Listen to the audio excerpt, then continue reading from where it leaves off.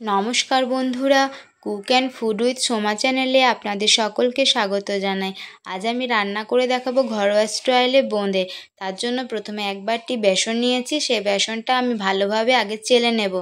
তো বেসনটা চালা হয়ে গেলে সেটা একটা ব্যাটার রেডি করব। তার জন্য একটু একটু করে জল দিয়ে ব্যাটারটা রেডি করব। মনে রাখতে হবে জলটা কিন্তু একবারে দেওয়া যাবে না, একটু একটু করে জলটা দিয়ে ব্যাটারটা রেডি করতে হবে। ব্যাটারের থিকনেস বেশি মোটাও হবে না, আবার পাতলাও হবে না। আমি একটা অন্য বাটিতে একটু ব্যাটার তুলে তার মধ্যে রেড ফুড কালার দিয়ে রেড কালার করে নিয়েছি কিছুটা।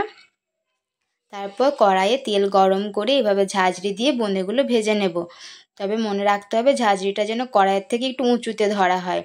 এইভাবে আমার বোঁদেগুলো ভাজা হয়ে গেছে দুই রকম কালারের। তো এবার চিনির শিরাটা রেডি করতে হবে। তার জন্য এক বাটি আমি চিনি নিয়েছি।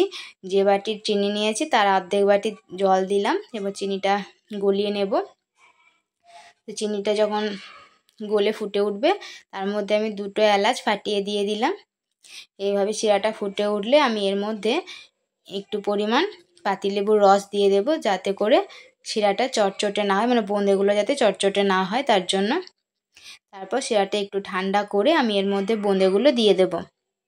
বোঁদেগুলো দেওয়ার পর ভালো করে নাড়াচাড়া করে এই রসের মধ্যে কিছুক্ষণ রেখে দিলে বোঁদে পুরো রেডি হয়ে যাবে।